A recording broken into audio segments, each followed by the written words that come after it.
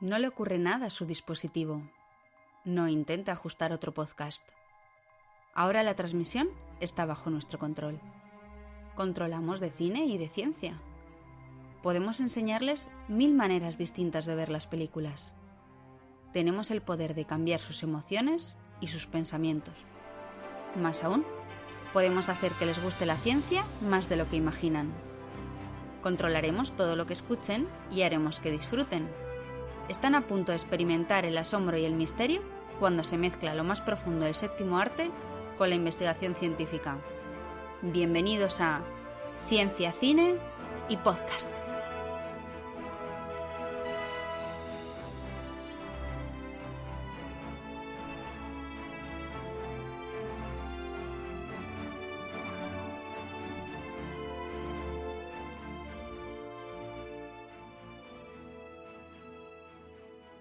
Bienvenidos al 5º episodio sobre Ex Machina y la inteligencia artificial.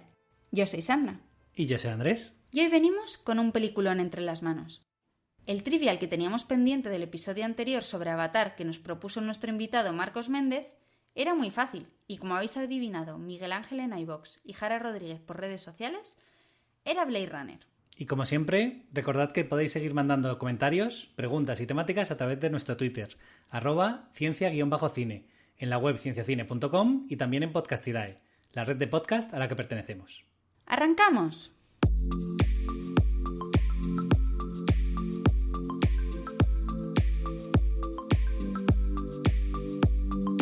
La inteligencia artificial es uno de los grandes retos de la ciencia actual, pero también ha sido uno de los temas más repetidos en el cine. Hay muchísimas películas que nos han querido acercar a este mundo futurista. Por ejemplo, Metrópolis, 2001, Terminator, Yo Robot, Blade Runner, Inteligencia Artificial Her y, por supuesto, Matrix. Pero la película de hoy es diferente a todas las demás, porque nos obliga a mirarnos al espejo, a preguntarnos sobre lo que somos y lo que nos hace distintos a las máquinas. Y por eso la hemos elegido. Pero antes de empezar, vamos a repasar la ficha técnica.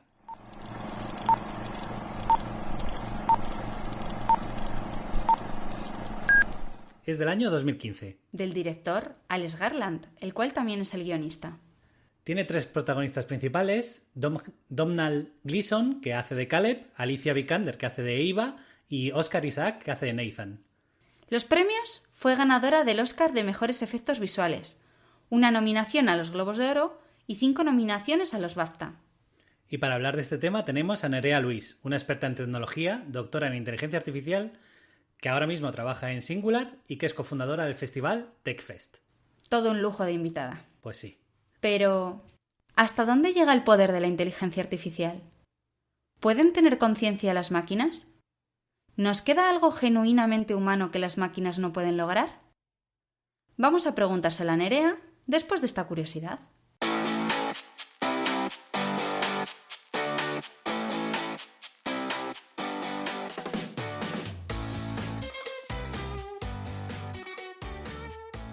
La película Juegos de Guerra, de 1983, trata sobre un joven pirata informático que accede involuntariamente a un supercomputador militar de los Estados Unidos, programado para predecir posibles resultados de una hipotética guerra nuclear. Fue una película de las que sirvió para popularizar la inteligencia artificial y sobre cómo aprenden las máquinas de sus propios errores por medio de juegos. Curiosamente, sus personajes están inspirados en científicos reales. Stephen Hawking, el profesor, está basado en Stephen Hawking, y David Lightman, el protagonista, en David Scott Lewis, hacker en la vida real al que no le permiten decir si alguna vez se coló en un ordenador militar. ¿Cómo es que un programador va a reunirse con el presidente de la compañía? Me tocó en un sorteo. Ni siquiera la junta directiva tiene acceso directo a él. Este es tu pasaporte al éxito.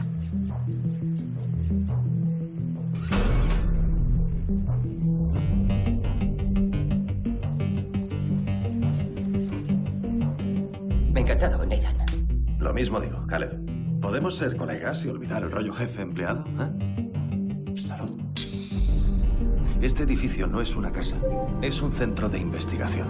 Si la prueba es superada, estarás en el centro del mayor descubrimiento científico de la historia del hombre. ¿Estás construyendo una inteligencia artificial?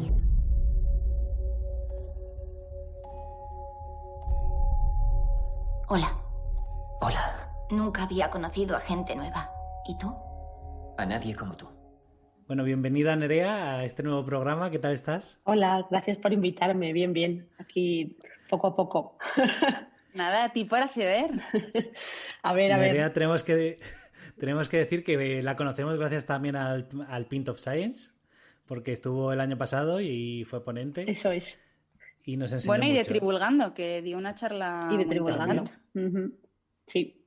Sí. Así que nada, hoy traemos una peli que yo creo que te viene como anillo al dedo, que es Ex Machina, porque habla de la inteligencia, ¿no? Que es un tema que yo creo que interesa a todo el mundo.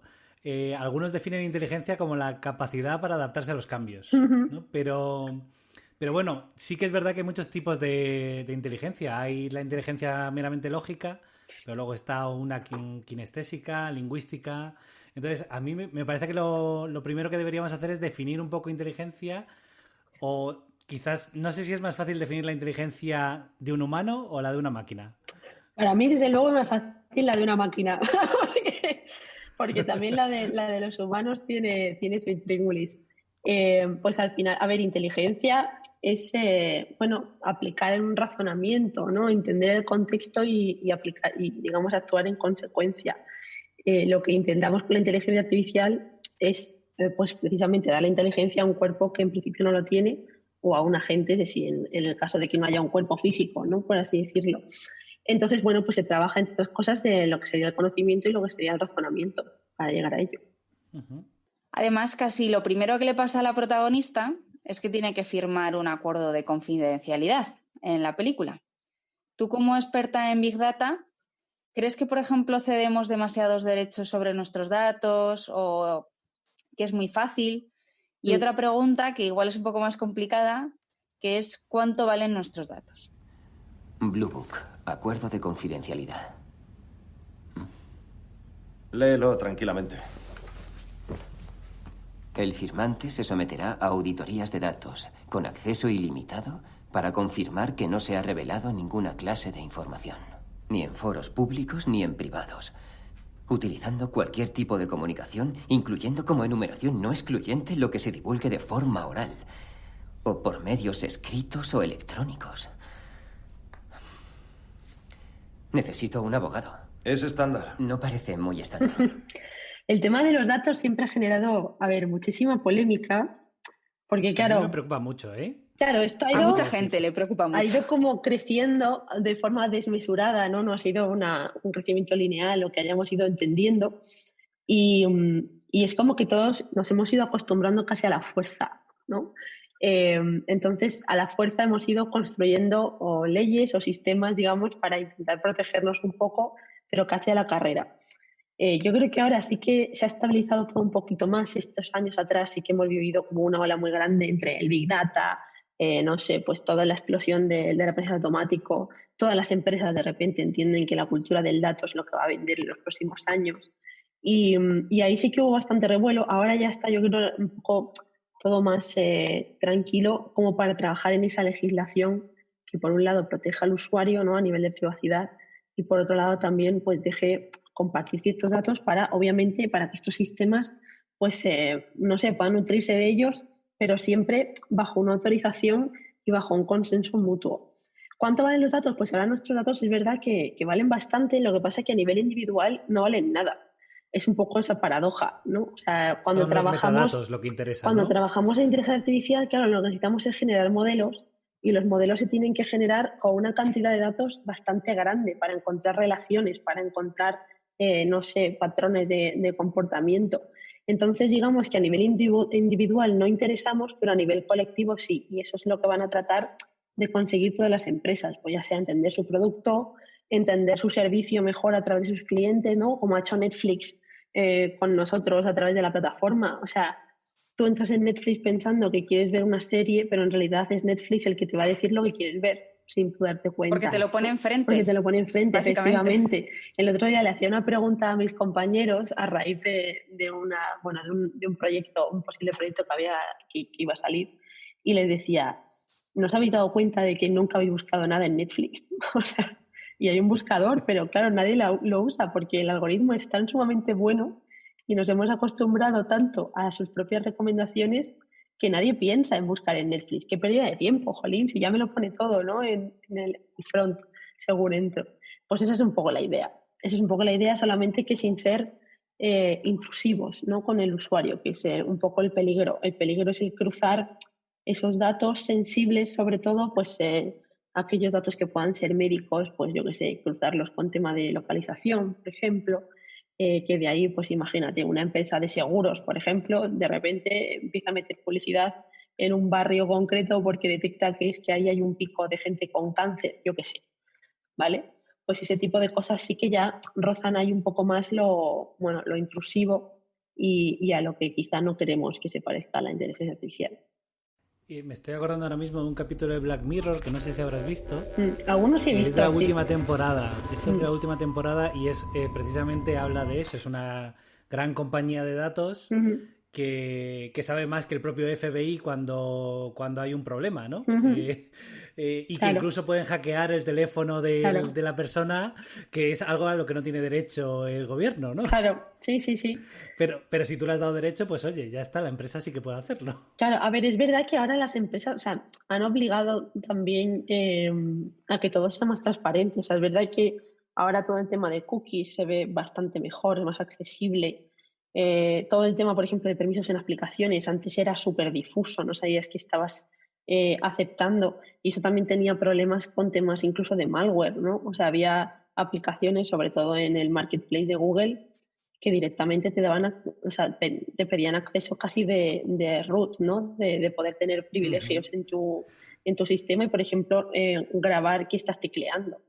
O la forma incluso de teclear donde das en la pantalla, ya sabían perfectamente qué aplicación estabas usando. Entonces, ese tipo de cosas se estudian también desde otro lado de la informática. Hay que tener cuidado con ello. Bueno, pero yo creo que muchas veces ni siquiera te queda opción, porque quiero decir, a mí me dice Google ahora, pues si quieres usar mi buscador y quieres usar mi Gmail, pues tienes que darme los... Es que con mi móvil no me queda otra opción, quiero decir, es un Android y lo que tenga que aceptar, pues lo aceptaré, porque no... O realmente tenemos otra opción. Pero el peligro realmente ya no es eso, sino el monopolio. O sea, y a veces genera mucha controversia cuando digo esto en las charlas, pero es verdad que la tecnología se ha convertido en un monopolio de unas 4 empresas, ¿no? Que son Google. Eso también es verdad. Microsoft se ha quedado un poco ahí fuera del juego, pero sobre todo Google, Facebook, Amazon, o sea, quiero decir, es que tienen todo. Sí, porque ahora leí mismo, hace ¿no? poco que Amazon tiene sobre todo servidores, que no es tanto lo que vende, sino que Entonces, cada una tiene como un sector ya muy grande de servicios. O sea, Google se ha centrado muchísimo en los datos, fue la primera que empezó a trabajar sobre todo en lo que es el usuario y distintos datos centrados en el usuario, distintos servicios centrados en el usuario. Ahí le acompañó Amazon. Amazon es una empresa que se ha caracterizado toda la vida, aunque hay mucha gente que no lo sabe, pero invertía casi todo su propio beneficio en sí misma para seguir desarrollando nuevas líneas de investigación. En I+D. Sí. De hecho, su presupuesto es mayor que el presupuesto de I+D de algunos países del mundo. Eso es. Entonces, claro, cuando al principio Amazon dijo voy a montar un sistema de recomendación, es que no sabíamos ni lo que era eso. Entonces empieza a trabajar muy bien eso y se da cuenta de que tiene muchísimas máquinas para mantener ese sistema, porque ya su servicio lo usa muchísima gente, y se dan cuenta de que en realidad su servicio tampoco requiere de una capacidad de cómputo brutal. Entonces tenían picos de actividad. Y esos picos, cuando no había actividad, digamos, los rellenaron montando un sistema basado en terceros de cloud. O sea, pero eso fue de nuevo una línea que exploraron y de repente la gente decía, ostras, pues es que si ya me monta Amazon esto escalable y tal, pues ya no compro yo servidores, ¿no? Y así empieza un poco el tema del cloud, al que luego se unieron pues eso, Microsoft, Google y demás. Entonces hay que entender también un poco el contexto y por eso todo el mundo ha ido como improvisando, solamente que la tecnología cada vez tiene más impacto en nuestras vidas. O sea, que Facebook tenga, por ejemplo, WhatsApp, Instagram, hace poco han anunciado GIFI, ¿no? La compra de GIFI. Claro, ¿qué van a hacer con GIFI? Pues no se sabe, pero yo qué sé, igual empiezan a analizar patrones dependiendo de los GIFs que uses, ¿sabes? En cada momento del día.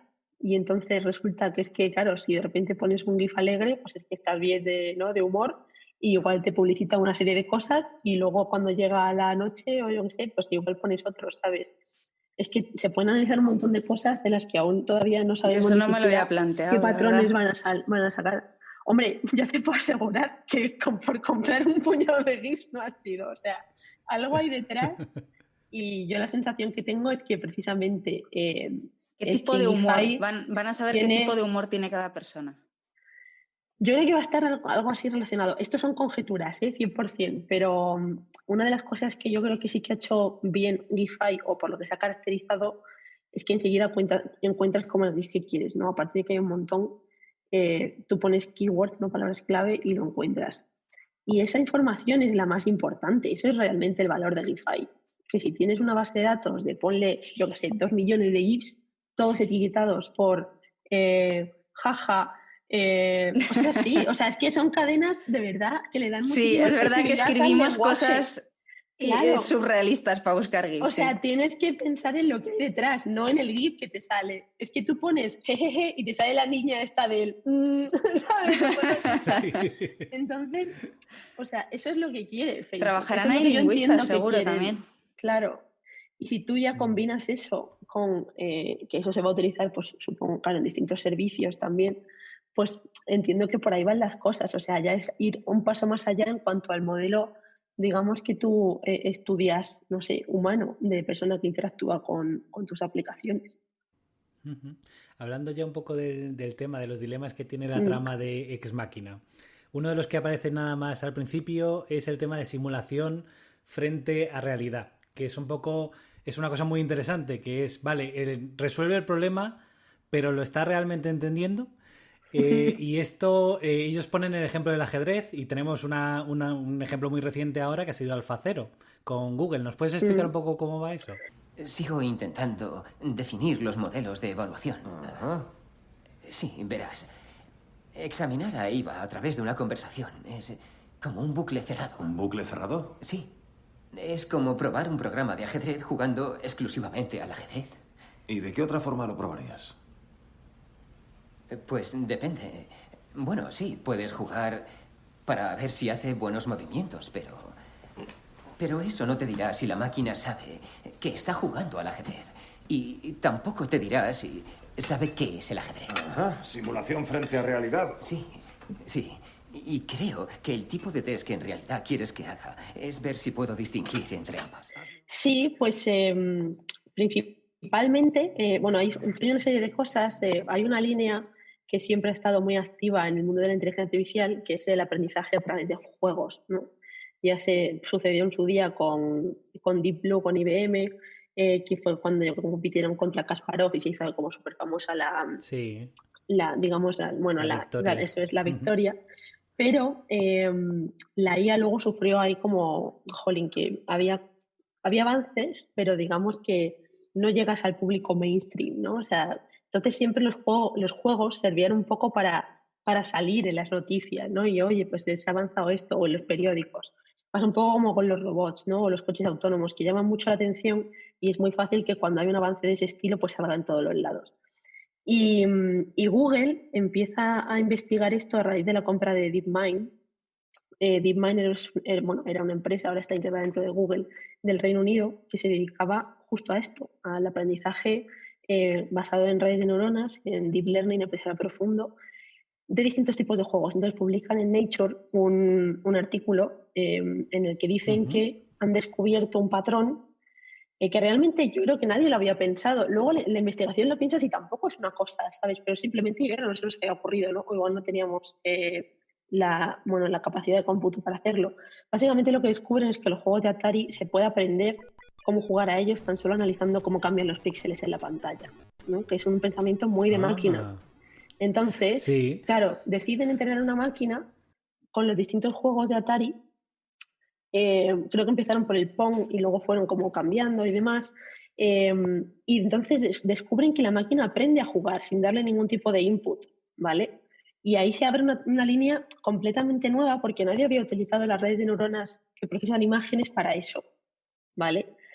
Cuando descubren eso, claro, esto se publica en Nature, encima va sobre juegos de Atari, algo que todo el mundo conoce, o sea, salieron en todos los lados, era como, pero esta gente que de repente que habla, que ha procesado qué, que los píxeles, que no sé cuántos, esto seguro que es un engaño, bueno, de todo, ¿no? Ya todo el mundo revolucionado.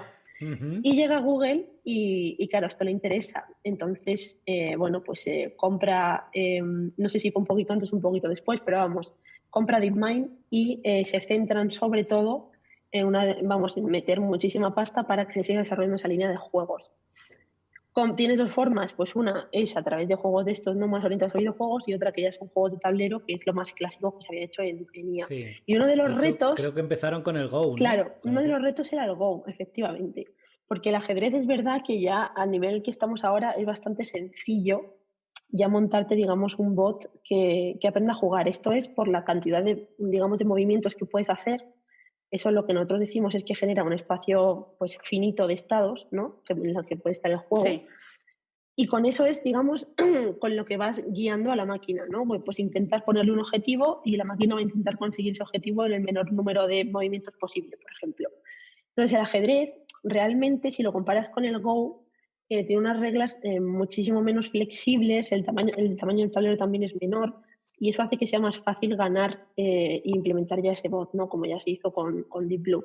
Pero el Go tenía un reto muy grande porque, o sea, digamos que tiene una explosión totalmente exponencial de posibilidades que tiene jugar, ¿no? Y utilizaron estas técnicas basadas en lo de los píxeles y demás para aprender todos esos movimientos que se podían hacer en el Go y aprendieron incluso algunos que los humanos no habían descubierto. Esa fue la gracia, además, del Go, porque, claro, para ganar a un campeón mundial de Go es que no tienes que jugar como un humano, tienes que jugar mejor, ¿vale? Y entonces, de hecho, hay un documental en Netflix que lo podéis ver, que lo explica súper bien, además del trabajo divulgativo que han hecho en ese documental está súper bien, que es justo de esto, de cómo se desarrolla AlphaGo. ¿Cómo se llama? De cómo, no me acuerdo del nombre, pero te lo busco ahora durante la entrevista. Luego y lo te ponemos digo, en las notas del programa. Porque está súper bien el cómo de repente se queda en shock el ganador mundial diciendo que acaba de hacer, claro, porque esa gente se sabe de memoria todos los movimientos, digamos, habidos y por haber del Go, y de repente la máquina empieza a jugar de otra forma, de una forma que el humano no entiende, porque no puede predecir qué va a hacer cuando empieza a hacer movimientos que no se esperaba. Y esa incertidumbre es la que le hace perder. O sea, pero hay que ver el documental para entenderlo, porque yo es verdad que vi el paper y tal y es bastante complejo de entender. Los sentimientos, ¿no? Es claro, no, de verdad. Y entonces, bueno, es que a los humanos eso nos afecta mucho y a las máquinas supuestamente no, ¿no? Efectivamente. Entonces, de repente es como, ¿qué ha pasado? O sea, ¿qué está pasando? Porque al principio, claro, hablaban de que es que si había algún humano validando las mejores jugadas de la máquina y no sé qué, y ahí demuestran que no, ¿no? Demuestran que efectivamente la máquina es totalmente invencible, o sea, le ganó 5-0, o sea, era una cosa como humillante, ¿no? Y ahí se demuestra esa capacidad de la máquina, a costa, eso es cierto, de una gran capacidad de cómputo a la que no todo el mundo tiene acceso, y luego otro dilema que hay ahí de cuánta electricidad se invirtió, ¿vale?, en entrenar pues, todo ese sistema y luego llevarlo a cabo, ¿no?, todas las pruebas y demás, que eso es otra historia que ya, pues...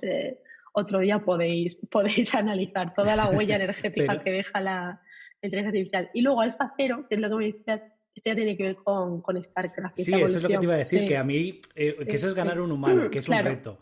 Pero es que AlphaZero ganaba a otros ordenadores. Sí, entonces, claro, de ahí ya pasan, siguen explorando la parte de videojuegos y uno de los explicar un poco para los oyentes que no sepan qué es AlphaZero.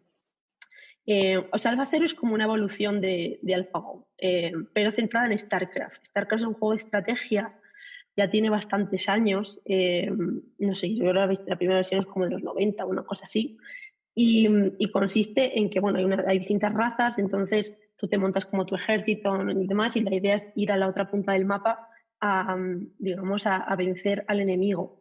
Entonces, claro, la gracia de StarCraft, igual que pasaba con el Go, es que tiene un espacio de estados también súper grande, súper exponencial, porque hay una gran cantidad de movimientos que puedes hacer, tienes una parte colectiva también que analizar con las tropas, tienes una cantidad de edificios que construir y luego que mejorar, o sea, quiero decir que el espacio de estados es inviable de pintar, ¿no?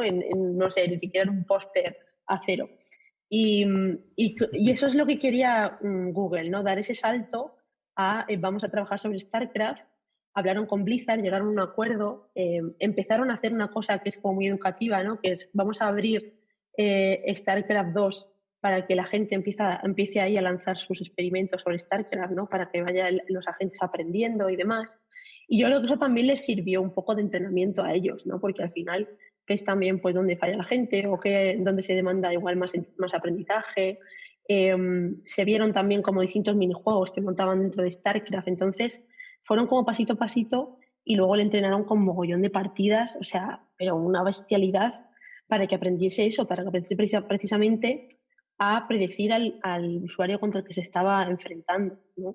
Entonces aprende mogollón de partidas y demás y hace muy poquito pues consigue ganar al campeón mundial, ¿no? En el modo Grandmaster y consigue ganarle. Y ese fue el verdadero hito porque la verdad que la gente pensaba que no, la gente del mundillo, digo, todos teníamos muchas dudas de que iban a ser capaces de ganarles. Porque hubo un silencio muy largo después de AlphaGo. AlphaGo fue como de primeros de 2016 y realmente hasta casi el año pasado no salió nada, ¿no? De todo esto de StarCraft ya a nivel investigación de competición, ¿no? Entonces, pues había ahí como, bueno, ¿qué están haciendo y tal? Ahí, no sé, había como incertidumbre, sobre todo, al respecto. Pero sí, eso es lo que os puedo contar. A ver luego con qué nos sorprenden, pero ya pocas cosas les falta, no sé, para seguir. Sobre todo en esa inteligencia artificial específica, ¿vale? Eso ya lo manejan muy bien. Has estado hablando ahora de un poco la inteligencia artificial que reconoce fotos. Y ha habido bastantes intentos fallidos de reconocimiento de patrones en inteligencia artificial, pero hay algún caso bastante famoso, empezando por uno, por ejemplo, de Apple, que no reconocía a personas de color en las fotos. Entonces, ¿cómo se puede saber, por ejemplo, si una inteligencia artificial comprende la verdad detrás del problema, bueno, la solución, y hace falta un humano detrás para validar eso? ¿Y qué tipo de capacidades tiene que tener ese humano para poder enseñar eso de inteligencia artificial? Pues es complejo, porque de nuevo esto es un tema que, claro, se ha empezado a ver hace muy poquito, porque, claro, antes estas cosas no se medían ni se consideraban un problema, ¿no? O sea, tú lanzabas tu producto, pues no sé, no era igual tan internacional, ¿no? La expansión. Ahora de repente tu producto tecnológico se usa aquí en España, se usa en Japón, se usa en Australia, ¿no? Tienes todos los usos horarios ahí ocupados con tu producto y tienes que saber adaptarte. Y la inteligencia artificial lo que ha demostrado es que verdaderamente aprende de los humanos, porque los datos están tan sesgados que luego se reflejan esos comportamientos, ¿no? en las máquinas. Entonces, yo siempre digo que es una inteligencia artificial, pero en realidad es muy humana, porque es que somos así. Lo que pasa es que nunca nos hemos mirado al espejo desde el punto de vista de la máquina, ¿no? Nunca hemos sido capaces de vernos así, ¿no? De ver esos defectos que teníamos implícitos. Y a mí me gusta que hayan salido estos temas porque, bueno, las mujeres también nos han ayudado, ¿no? Dentro del mundillo a que no sea como algo anecdótico, por ejemplo, que haya pocas mujeres y que luego pues las mujeres se reconozcan peor en los sistemas de inteligencia artificial, ¿no? Como ha pasado eso pasa, también. Por ejemplo, en los currículums, ¿no? El currículum de Amazon también, sí, hay varios ejemplos. Es un caso sonado. El caso de Apple y el de Google con personas negras, sobre todo, fue bastante sonado porque creo que el de Apple era un tema de infrarrojos. El de Google sí que tuvo bastante más repercusión porque esto ya era directamente autolabeling de fotos.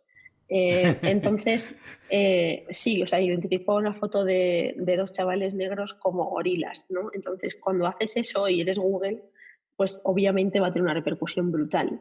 Sí. Y ahí es donde empezó realmente el dilema. Yo creo que eso sí que fue uno de estos antes y después.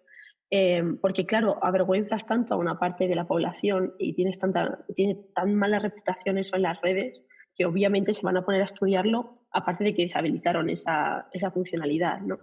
Y de hecho la hicieron semi-manual en ciertos, o sea, luego se demostró como que, bueno, que en lo que lo arreglaban y demás, había ciertos topics que no era capaz de etiquetarte, ¿no? Este tipo de cosas sucede porque hay dos puntos en el proceso de aprendizaje de los datos. El primero es porque no se escogen datos diversos, ¿vale? Y esto a veces pasa porque, claro, no tenemos datos de todo el mundo, porque al final la tecnología pues la hace, ¿no?, mayoritariamente gente blanca, heterosexual de, no sé, de media 30 años, ¿no? Y es Sí. así, o sea, vamos, o sea, es Silicon Valley puro y duro, ¿no? Aunque ahora es verdad que se está descentralizando y demás, pero sigue siendo así. Es curioso que, por ejemplo, hay muchísimo asiático haciendo tecnología, pero luego también es uno de los grupos que se ha visto afectado. Pues, por ejemplo, era muy típico antes en las cámaras, ¿no? Cuando empezaban a sacar estas funciones de sonríe, no sé qué, como que siempre ellos Sí. salían sonriendo, ¿no? Precisamente porque no eran capaces de diferenciar el tema, pues, de los rasgos de los ojos. Y todo eso se arregla, pues obviamente metiendo distintos ejemplos diversos en el dataset, ¿vale? Ya hay herramientas, ya hay algoritmos que te analizan cómo de balanceado está tu dataset. Esto ha sucedido en los últimos años, lo cual ya es un paso adelante. Y luego tienes otro punto que ya es la evaluación. Lo que pasa es que la evaluación siempre se ha centrado muchísimo en métricas como de acierto puro y duro, ¿no? De, pues voy a ejecutarlo sobre este dataset y a ver cuánto acierto me sale, o voy a ver cómo de rápido es mi algoritmo, pero nadie se ha puesto a evaluarlo desde un punto de vista, pues, más humanista, ¿no? O más centrado en el humano que va a utilizar esa aplicación. Y ahora sí se está haciendo. O sea, ahora ya sí que se analizan ese tipo de cosas, las empresas empiezan a tener comités éticos también para analizar los sistemas que desarrollan. Incluso temas de diseño también ya son importantes, ¿no? Para todos estos sistemas. Y luego, pues bueno, de forma anecdótica, yo qué sé, pues Nvidia, por ejemplo, con esto de los deepfakes, que ahora está muy de moda, ¿no? De toda la generación esta de Sí. caras, pues uno de los problemas, por ejemplo, en los datasets de personas son los pelirrojos.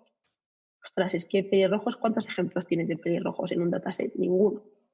¿Vale? No tienes que ir ni siquiera... No, es verdad, no te tienes que ir ni siquiera a negros ni nada, es que pelirrojos, o sea, cero. Entonces, claro, ahora lo que estamos utilizando son técnicas, digamos, de IA para generar ejemplos, ¿vale? O sea, para que la IA a sí misma se haga más diversa. Entonces, una de las aplicaciones que están consiguiendo los deepfakes, en la parte buena, ¿no? Sería esa, sería conseguir equilibrar los datasets generando ejemplos, pues, de, no sé, una personalidad concreta o unos rasgos concretos y demás. Y eso, pues, sí que va a mejorar, digamos, los sistemas, aunque sea aparentemente con datos fake, ¿no? Ujú. Y bueno, una de las cosas, ya hablando un poco más de la película, que nos queda muy clara cuando empieza la película y que es muy interesante, es que las máquinas pueden hacer casi cualquier cosa con el tiempo suficiente, ¿no? Las máquinas ya componen música de forma tan bien como nosotros o mejor. Las máquinas pueden hacer arte tan bien como nosotros o mejor. Entonces, eso deja ahí el pozo de qué reducto nos queda a nosotros para los humanos, ¿no? Que no pueden hacer las máquinas.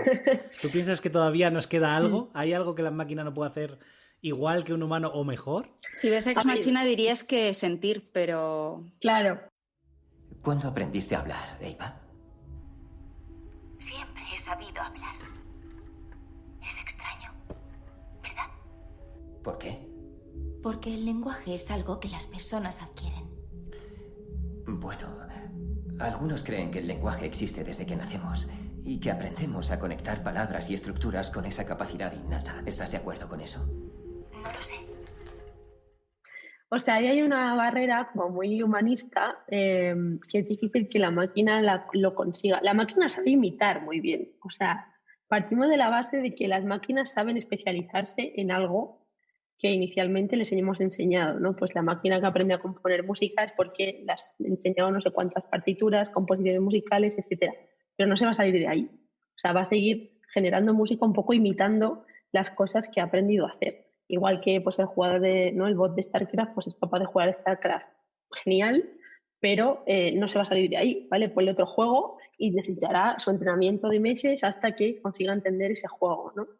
Es verdad que hay una parte ahora de Transfer Learning que intenta como aprovechar parte del aprendizaje para que no sea tan costoso en otros campos y demás, porque, bueno, todo se persigue, esto de la inteligencia artificial general es algo que se lleva persiguiendo desde los inicios de la inteligencia artificial, pero queda mucho. O sea, es muy difícil que la IA entienda un contexto completo. O sea, nosotros siempre hablamos mucho de contexto porque al final, claro, hemos resuelto problemas, pues eso, muy de área, muy de nicho. Pero tú dile a una IA, yo qué sé, es que dile a Alexa, ¿sabes? Que se ponga a hablar con un médico, no tiene ni idea, ¿sabes? O dile, yo qué sé, o sea, tienes que tener, digamos, tienes que adaptarte muy rápido al contexto en el que te estás desenvolviendo. Entonces, todo va a consistir por ahora en imitación, obviamente se irán refinando esas técnicas Y sí, ya sí que te digo que hay gente explorando pues modelos, digamos, de inteligencia artificial general, pero los resultados tampoco, no sé, nadie ha conseguido nada que digas, joder, es como, no sé, un test de Turing, ¿sabes? Que se haya superado en cualquier tipo de contexto y tal. Los que más han tratado este tema, por ejemplo, son Google y OpenAI, que han tratado de, bueno, de trabajar con sistemas de lenguaje natural basados en contexto puro, o sea, analizar el contexto a saco de toda una colección de textos y ir cambiándolas según el contexto en el que te desarrolles. Yo creo que ha sido como lo más cercano, pero sigue siendo todavía nicho. Ya, vamos, seguiremos sabiendo más, supongo, en los próximos años, pero vaya, que todavía queda mucho, o sea, que los humanos tenemos mucho que aportar en todo lo que tiene que ver con sentimientos y en todo lo que tiene que ver con ese expertise y esa validación también de los sistemas, o sea, de que al final es un poco ponerle puertas al campo, pero se necesita, o sea, porque no todo vale. Al final, cuando se genera con inteligencia artificial también tiene errores. Entonces ahí sí que los humanos, pues bueno, tenemos cierta capacidad para adaptarnos a cualquier tipo de contexto que aún las máquinas no lo tienen. Y acabas de nombrar el test de Turing. Y precisamente en Ex Machina está separada en 7 partes, que son las 7 sesiones del test de Turing. Entonces, cuéntanos un poco qué es para el que no lo conozca. Dime, ¿sabes lo que es el test de Turing? Sí, sé que es el test de Turing. Un ser humano interactúa con un ordenador. Si el humano no descubre que interactúa con una máquina, test superado. ¿Qué significa superar? Que la máquina posee inteligencia artificial. Pues el test de Turing es, bueno, lo inventó Alan Turing, no le puso ese nombre, pero creo que lo llamaba Imitation Game, como la película esta que hicieron hace poco. Como la peli. Sí, pero bueno, se popularizó así, ¿no? Porque al final fue el desarrollador de esa idea. Pero esto es como de 1950 o por ahí, o sea, hace ya un tiempo. Esto surge en un paper súper famoso de Alan Turing que se llama Computation, Machinery and Intelligence, algo así. Y ahí hace como una reflexión, o sea, en realidad es una reflexión de cómo se podría evaluar a las máquinas, ¿no? Para que se pareciesen a los humanos. O sea, lo que él propone es que las máquinas, bueno, que debería abrirse una línea que estudiase cómo las máquinas pueden aprender a comportarse como los humanos. Luego todo eso derivó en esta línea que se llama inteligencia artificial y abrió un poco toda esa parte de área general de la computación. Entonces, lo que él intentaba era definir como las reglas de un marco de testing en el que estás en una sala, ¿no? Y no se ve cuál es tu interlocutor. Esa era la gracia primera del test de Turing. Luego es verdad que con Ex Machina, pues eso, tienen esas 7 sesiones y se va viendo un poco cómo se desarrolla toda la peli. Pero digamos que el concepto básico era, estás en una sala a oscuras, por ejemplo, no ves quién hay al otro lado, y tienes que distinguir a través de una serie de preguntas y respuestas si tu interlocutor es una máquina o un humano. E incluso se pueden ir como intercalando, ¿no? Entonces, cuando era... La idea es, si no lo distingues, para ti es como un humano, ¿no? Cuando no eres capaz de distinguir, efectivamente, es que has pasado el test de Turing, ¿no? Porque no eres capaz de distinguir ni la máquina ni el humano. Entonces, bueno, pues era como, ya te digo, un marco de testeo básico de este tipo de sistemas. Es que en el test de Turing, la máquina está oculta para el examinador. No, eso ya lo hemos superado. Si te ocultara a Eva y solo oyeras su voz, ella te parecería humana. La verdadera prueba es mostrarte que es un robot y ver si aún crees que tiene conciencia. En este sentido, lo que es verdaderamente original de Ex Machina es que dan una vuelta más al test de Turing, ¿no? Porque, de hecho, ya hay algún caso, me parece que en 2014 ya hubo una máquina que pasó el test de Turing imitando a un niño de 13 años, que también me resultó muy curioso cómo lo consiguió, ¿no? Entonces, en la película lo dicen, que el test de Turing tradicional no tiene sentido, y van un paso más allá, ¿no? Claro. Porque lo que quieren es reconocer la humanidad de la máquina, que es una cosa todavía más complicada. Eso es. Entonces, a mí me surge la pregunta de si la tecnología, este tipo de tecnología, nos va a hacer más conscientes de lo que somos. Pues no lo sé, pero desde luego que lo que ha demostrado este tipo de tecnología es que, o sea, estamos bastante influenciados por cómo somos los humanos y lo transmitimos a la máquina. Es un poco lo que se ve en Ex Machina al final de la peli, cuando de repente empieza, ¿no?, como a desarrollar una especie de sentimiento hacia la máquina, o distintos tipos de sentimiento, ¿no? Primero como de miedo, luego tal. Hay un trabajo que a mí me gusta hablar mucho de él, lo que pasa es que nunca me acuerdo del nombre, pero también os lo pasaré para que lo pongáis en la lista de referencias, de una investigadora hace ya unos años, un par de años, que estudió primero cómo nos comportamos digamos, en situaciones de emergencia. Imaginaros que se está incendiando el edificio y aparece un robot señalizándote la salida, ¿vale? Pues la apariencia de ese robot afecta muchísimo a que te creas o no la señalización que te ha hecho y a que tengas incluso miedo de que ha sido el robot igual el que ha montado todo el lío, ¿no? Claro, porque también nos influenciamos un montón de las pelis y todo eso. Entonces empezaron a estudiar esa psicología humana y terminaron estudiando, hicieron un caso de uso muy curioso que tuvo mucho impacto en su momento en este área, ¿no? Que estudia la interacción humano-robot, en el que hicieron 2 robots exactamente iguales, eran unos robots así pequeñitos, como uno blanco y otro negro, ¿vale? Así como de juguete, ¿vale? Y los sometieron a distintos cuestionarios con humanos. Los robots hacían una especie de movimientos, así como de bailes y demás, y les preguntaron a los humanos distintas cosas sobre qué habían percibido de los robots. Pues el robot blanco era como que era súper amigable, quería jugar y demás, y el robot negro estaba enfadado, ¿no? Y era peligroso. O sea, salían ese tipo de cosas en los cuestionarios. Y dices, ¿cómo puede ser, ¿no? Que de 2 tipos de robots que son como juguetes lleguemos a esas conclusiones cuando han hecho el mismo movimiento, ¿no? Yeah. Como esto de los papers de que te cambias de nombre, ¿no? De mujer y tal, y de repente pues tienes más aceptación. O sea, esos sesgos están ahí. Entonces, claro, o sea, al final es que efectivamente es como un espejo donde reflejarnos y donde ver nuestros propios errores y entender que las máquinas también tienen esa parte humana, aunque pensemos que no la tienen, porque nosotros les estamos viendo con ojos de humanos. De alguna forma les estamos imponiendo nuestra forma de ser. Sí. De hecho, yo hasta que no vi la película no me había planteado que podíamos dar sexualidad a una inteligencia artificial.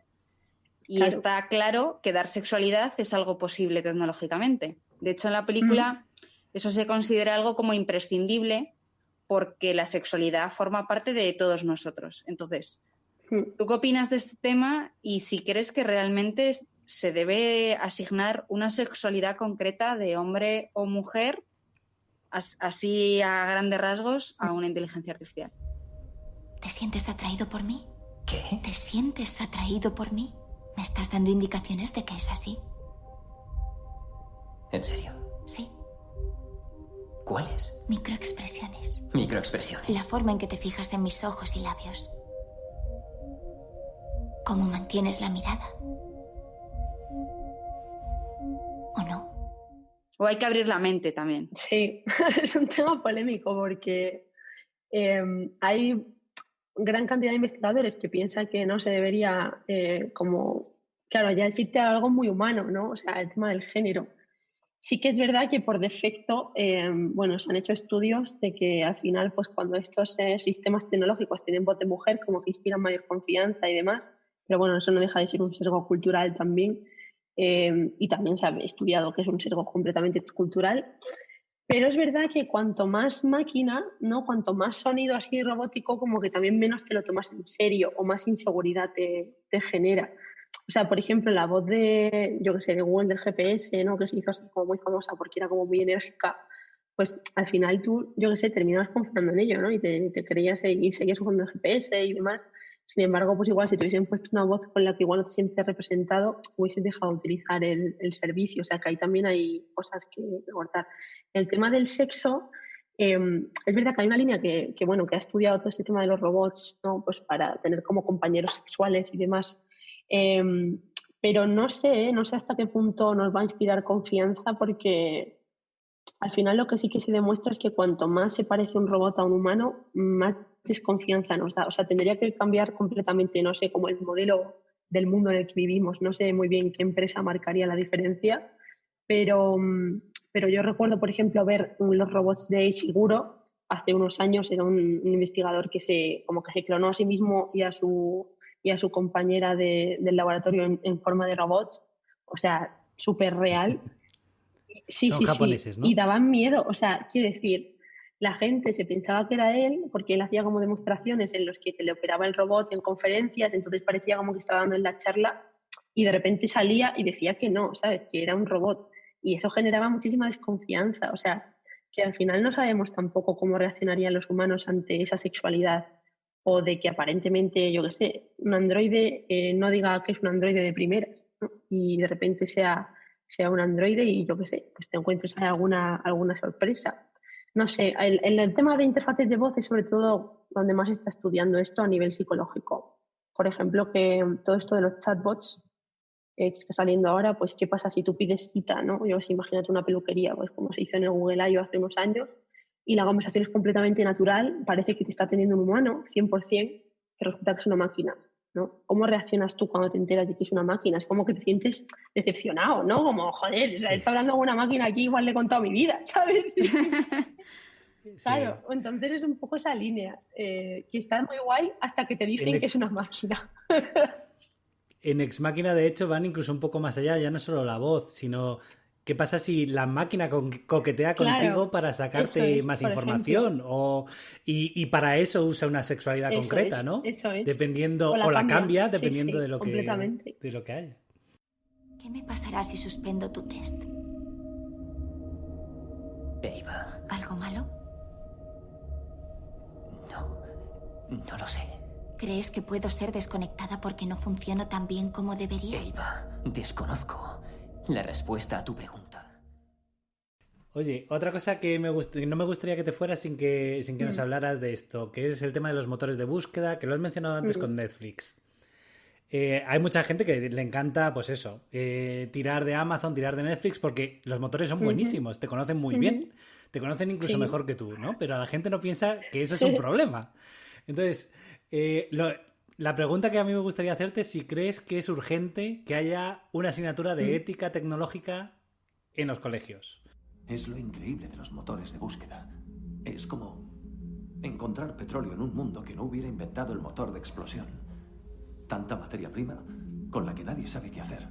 Mis competidores estaban obsesionados con absorberlo todo y monetizarlo con las compras y las redes sociales. Creían que los buscadores eran un mapa de lo que piensa la gente, pero en realidad son un mapa de cómo piensa la gente. Impulso, respuesta.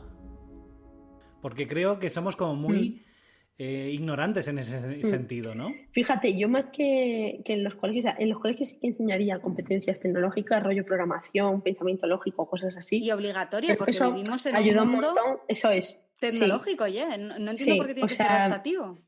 que te haga completamente Autónomo. descubrir, claro, cómo programar algo desde cero, no sé, que empiece un poco a trabajar el cerebro en esa línea, porque al final a nosotros, a lo que nos vamos a dedicar es a esa supervisión, ¿no? O sea, toda esa parte repetitiva se la vamos a dejar a las máquinas, nosotros de verdad lo que vamos a hacer es supervisar todos esos procesos y aportar pues en nuevas líneas, ¿no?, de conocimiento que puedan ir surgiendo. Eso por un lado. La parte de ética en tecnología es súper importante, tanto en instituciones como en empresas. Es algo que todavía se habla poco. Se ha empezado a hablar, pero no todavía de forma general. Las empresas más grandes, obviamente, son las que están teniendo ahora mismo comités éticos y cosas así, pero es como que, claro, cuando tú has estado trabajando en Silicon Valley, ¿no? Yo qué sé, en los años 90, 2000, todo no se hace más que ganar dinero, una burbuja que te cagas, ¿no?, de grande, tecnológica, pero claro, solo construida por ingenieros o programadores, ¿vale?, que son los dueños del mundo, ¿no? Y de repente te dicen que es que, claro, tu sistema está haciendo daño a, yo qué sé, mayores, porque no sé qué, negros, porque es que no reconoce, mil cosas, ¿no? Y eso tienes que abrir tu mente y empezar a trabajar con gente de legal, con gente que son psicólogos, con gente que son, bueno, humanistas, ¿no?, en general. Claro, es como que sientes un poco que estás perdiendo ese poder, ¿no? Porque ya tienes que hablar con alguien que no es de tu sector y hacerte entender, que eso es algo muy difícil, incluso entre humanos. Pues sí. Entonces yo entiendo que eso cuesta, ¿no? Y que es algo que, bueno, se ha intentado como trabajar, pero obviar un poco, ¿no? Como a ver si nosotros somos capaces de gestionar este problema, pero sin salir demasiado, ¿sabes?, de nuestra cajita.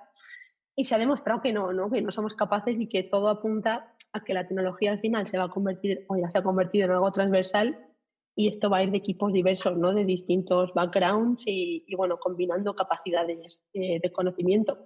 Entonces yo creo que al final lo que vamos a ver es que todo este tipo de cosas se va a estudiar, por un lado supongo que en universidades, pero sobre todo va a haber, pues eso, comités y no sé si cursos o algo en empresas y en instituciones públicas, y habrá una guía de buenas prácticas, no sé, pues este tipo de cosas, ¿no? La Unión Europea ha sacado hace poco pues creo que como el plan de digitalización o no sé, de también algo de inteligencia artificial, también tiene una estrategia, ¿no?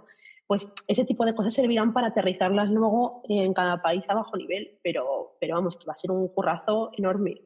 Desde cosas... Y es que no confío Claro. mucho en las empresas. No, pero es que llega un momento, claro, ese es el problema, que es que la tecnología ahora mismo la poseen las empresas. Es que, claro, yo lo digo, por eso hablo de monopolios, o sea, pero es que te da igual, tú vete a las conferencias de investigación más grandes de tecnología de Machine Learning y están Stanford, el MIT, ¿vale? Y los que sean, pero es que está Google DeepMind, está IBM, está IBM Research, está Microsoft, está Facebook AI, o sea, es que están ahí y están publicando más papers muchas veces que las propias universidades. Entonces, si ellos son los que tienen las máquinas y los datos, al final son los que pueden llevar los experimentos al nivel donde los están llevando. Claro, es que ya es imposible competir. Y por eso hablaba de esa huella también de impacto pues, ambiental, de impacto a nivel de medios. O sea, es que ya no estamos jugando en la misma liga y parece que no somos conscientes de eso, claro. No. Yo recuerdo una patente, me parece que era de Google, que había comprado, que era para poner servidores en el océano. Claro, es que es eso. Con eso lo digo todo. Y los gobiernos al final pues tendrán que hacer sus acuerdos con Google, con Facebook y con todas estas, porque necesitarán también esas infraestructuras para aplicar. Bueno, ya lo estamos viendo, o sea, con todo el tema de la aplicación de COVID, ¿no? Del ray tracing, o sea, del contact tracing. Es que, claro, ¿cómo consigues instalar en todos los móviles una aplicación? O sea, eso lo tienen que hacer Google y Apple, y ahí se ha demostrado que el control lo tienen ellos. Claro. Yo creo que muchas veces más que nuestros gobiernos nos gobierna precisamente Google o... Claro, entonces, a ver, obviamente tienes que ser consciente de la cantidad de datos que tienen y también pues aprovecharlo un poco para legislar. Por eso hablo de proteger al usuario, porque realmente ahí es donde estás completamente desprotegido. O sea, en ese marco y bueno, luego ya en el de testeo, que eso ya va a otro nivel, porque es más técnico. Pero el nivel de protección de los datos del usuario es lo más importante ahora mismo, lo que más está en peligro. Y para acabar la entrevista, pues tenemos que hacerte una gran pregunta, que es que nadie tiene claro qué es la conciencia en los humanos, pero ¿tú crees que las máquinas llegarán a tener conciencia o no? Yo creo que en algún momento sí, no sé. Yo, la verdad, no creo que lo vea. No sé, igual sí, pero al paso que vamos, no sé, será de Google o de Facebook o algo así. Pero yo creo que sí lo conseguiremos, no sé. O sea, hay muchas cosas que se han conseguido en los últimos 5 años de la inteligencia artificial que no se pensaba que se iban a conseguir. O sea, lo más, digamos, lo que más nos ha, no sé, como dado de bruces con la realidad fue obviamente el caso de AlphaZero, ¿no? De AlphaGo y todos sus sucesores, y el caso de los deepfakes, o sea, las GANs, estas redes generativas, es que era algo que nadie pensaba que iba a tener la aplicación que tiene ahora, ni de lejos. O sea, y eso abre ahí unas vías, pero en todos los sectores de generación de conocimiento brutal de formas no humanas, ¿vale? O sea, que genera también incertidumbre en esa línea. Entonces, bueno, yo creo que sí se llegará. Se está estudiando para ello. Todos estos popes de la inteligencia artificial están ahí ya dando sus speeches de hacia dónde deberíamos construir esa inteligencia artificial general y esa conciencia, pero bueno, costará, porque el cerebro al final es muy difícil entenderlo y costará muchos años. O sea, esto va a ser en el largo plazo, pero se conseguirá seguro. No sé si lo veremos. A ver. Yo creo que sí, ¿eh? Fíjate que yo creo que sí que vamos a llegar a verlo. Bueno, en cualquier caso esperemos que el día que tome conciencia no vaya a matarnos. Claro, efectivamente. Eso es, como en Terminator. Claro. Que haya pasado un test de Turing tan bueno ahí, ¿no? Y ni siquiera sepamos que... Sí, no sé, que lance otro virus o algo así. No sé. Bueno, pues nada, muchas gracias por haberte ofrecido hacer esta entrevista. Que hemos aprendido un montón y no te vayas todavía, que tenemos unas preguntas que hacerte sobre tus películas. Muy bien.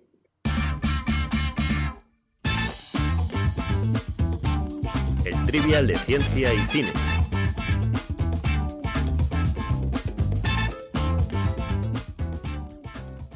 Cuéntanos, Nerea, ¿cuál era tu película favorita de pequeña? Pues de pequeña me gustaba muchísimo Tu a Londres y yo a California, que lo veía muchísimo con mi hermana. A mí también, es verdad. ¿Sí? La Y vi yo creo que es muchas la peli veces. que más veces he visto con diferencia. ¿Tú Pero también vamos, querías haber tenido una gemela? Sí, efectivamente. O sea, yo jugaba con mi hermana que éramos Hal y Ari y nos sabíamos el saludo, todo lo de la película. O sea, era... Yo creo que mis padres estaban hartos ya de la película. Sí. Bueno, ¿y cuál es la última película o serie que has visto y nos recomiendas? Pues la última que he visto, fíjate, es Devs en HBO. Y porque, bueno, también va sobre el tema de informática, ¿no? de la inteligencia artificial, un poco llevado al extremo. Y habla justo de generar, no sé, como un algoritmo que rompa completamente incluso con el componente tiempo, ¿no? No voy a descifrar mucho más, digamos, no quiero hacer spoilers. Es muy cortita y está bien, ¿eh? Está bien. Es también, de hecho, de Alex Garland, me parece, del que ha hecho El Máquina, si no recuerdo mal. Lo que pasa es que ha dejado un poco frío ahí a la gente al final. Eran como pocos capítulos y mucha reflexión. ¿Y qué película puedes ver sin cansarte? Uf, pues aparte de todo donde he ido a California, realmente cualquiera, o sea, por ejemplo, me gusta mucho The Imitation Game, la de Alan Turing, así del mundillo, Sí. creo que, no sé, es preciosa. De animación me gusta mucho Inside Out, no sé, Coco, todas estas últimas que han sacado Sí. Pixar me parece que son increíbles. No sé, toda la aprendizaje que tiene la película es brutal, ambas, o sea que sí, cualquiera de esas. Bueno, y para acabar, nos gustaría hacer un juego que hacemos con todos los ponentes, que es o que nos tararees o presentes o digas alguna frase que te guste y así los oyentes puedan adivinarla. Vale, ¿Estás pues lista? a ver, sí. Pues venga, La preparados. frase de... Vale, espera, sí, que me acelero. No, iba a decir que action. Venga, dale. Pues la frase de la peli, yo creo que la sabrán, sobre todo si a los oyentes les gusta el cine y tal. La frase es, alguna vez, bueno, similar, porque no sé si será literal, pero ¿alguna vez pensaste que tal vez tú no eres demasiado grande, sino que este pueblo es demasiado pequeño para ti? Yo no sé cuál es. A mí ahora mismo no me sale. Ahí lo Bueno, dejo. pues Pero esperemos seguro que la habéis visto. Así- Lo pensaremos. Piénsalo. Sí, sí. Bueno, pues nada, muchas gracias y esperamos tenerte en Muchas el futuro. gracias. A vosotros. Muchas gracias por invitarme.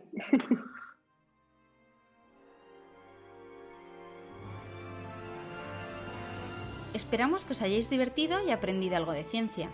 Si queréis curiosear más o ver las referencias de las pelis que comentamos, podéis visitar las notas del programa en nuestra web.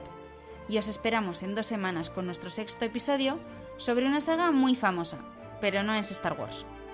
Estamos encantados de leer vuestros comentarios en redes sociales, @ciencia_cine, y que nos recomendéis para poder seguir creciendo. Ya sabéis. Haced palomitas y que la ciencia os acompañe.